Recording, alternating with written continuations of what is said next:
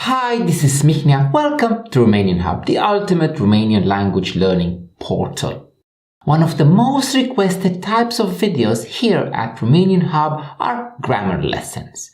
So, with this video, I'm starting a new series which will look in great detail at all the aspects of Romanian grammar. Hai să începem! Let's start! The Romanian noun, substantivul. Romanian nouns are categorized into three genders: masculine, masculin, masculin, feminin, feminin, feminin, and neuter, neutru, neutru. Nouns which end in a consonant like om, man, or the vowel u like bow, ox, are mostly masculine. A plural masculine noun usually ends in e, like copaci, trees. Feminine nouns usually end in a or a, like bunică, grandmother, or cafea, coffee. A plural feminine noun usually ends in e, like mere, apples.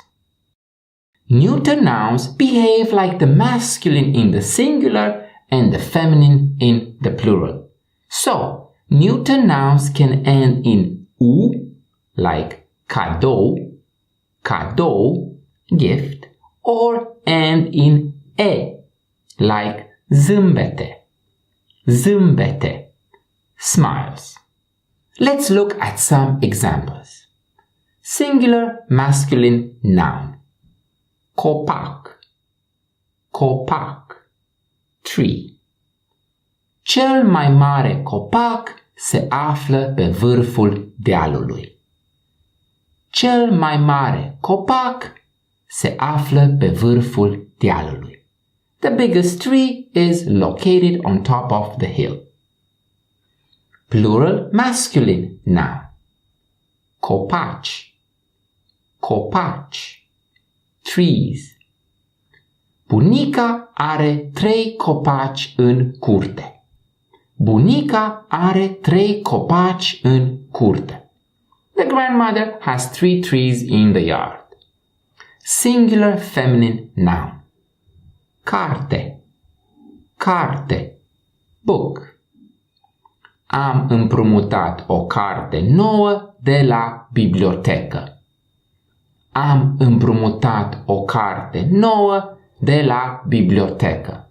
I borrowed a new book from the library. Plural feminine noun, cărți, books. El are o bibliotecă cu multe cărți despre istorie. El are o bibliotecă cu multe cărți despre istorie. He has a library with many books about history.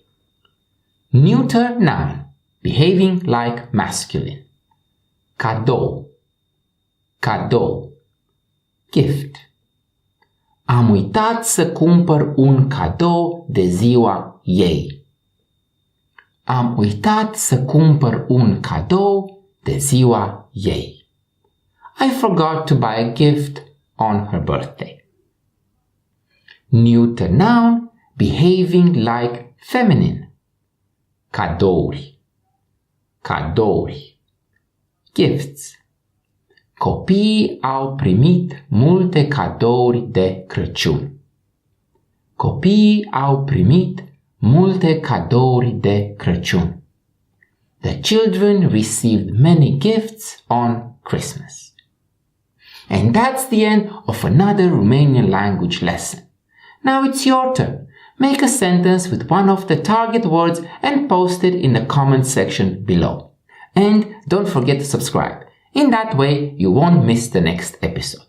Ciao! This is Mihnea, signing off from Beijing.